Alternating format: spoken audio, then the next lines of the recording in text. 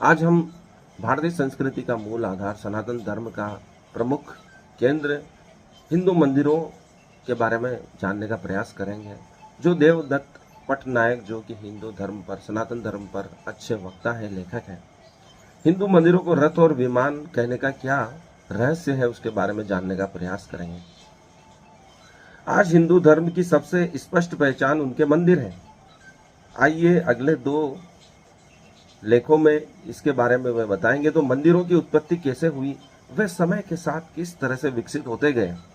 मंदिरों के निर्माण की परंपरा इतनी पुरानी नहीं है, ऐसा देवदत्त कहते हैं।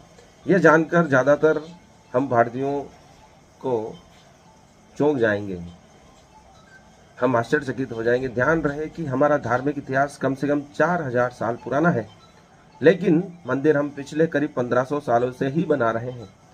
3000 ईसा पूर्व में पनपी सिंधु घाटी सभ्यता अपनी बेहतरीन सड़कों और जल निकासी व्यवस्था के लिए जानी जाती है, लेकिन इस सभ्यता में मंदिर बनाए जाने के अभी कोई प्रमाण नहीं मिले हैं। वहाँ उत्पादन को सबसे ज्यादा महत्व दिया गया। यही कारण था कि इस सभ्यता के लिए संगठन और नियोजन अर्थात प्लानिंग बहुत अहम थे।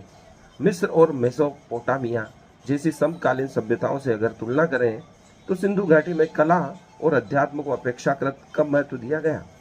सिंधु घाटी में मिली कुछ मोहरों से विद्वानों ने अंदाजा लगाया कि इन लोगों की सोच रहस्यमयी और आध्यात्मिक भी रही होगी, लेकिन इस तरह की मोहरें बहुत कम है। यहाँ अग्निवेदियां, गर्भ जैसी कलाकृतियां और स्वास्तिक चिन्ह मिले तो हैं, किंतु इसके बावजूद साफ है कि इस संस्कृति में शहरों का नियोजन पवित्र संरचनाओं से ज्यादा महत्वपूर्ण था। वैदिक काल लगभग 1500 ईसा पूर्व में एक तमिलनाडु हुआ। वैदिक काल लगभग 1500 ईसा पूर्व में शुरू हुआ, ऐसा इतिहासवेत्ता मानते हैं। इस समय यज्ञ सबसे महत्वपूर्ण अनुष्ठान हुआ करता था। यजमान ईंटों की वेदी बनाकर अग्नि प्रज्वलित करते और मंत्र जपते हुए आहुति चढ़ाते थे।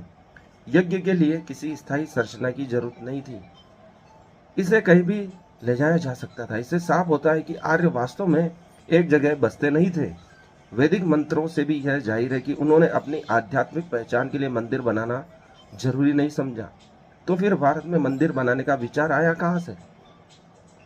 एक राय यह है कि मंदिर बहुत पहले से रहे, लेकिन और धीरे धीरे उनका रूप विशाल होता गया। शुरुआती मंदिर चट्टानों और गुफाओं में बने, जैसे जम्मू में वैष्णो देवी का मंदिर, या फिर झीलों, झरनों और नदियों का संगम। लोग इन्हीं गुफाओं, पेड़ों और झीलों में बसने वाली आत्मा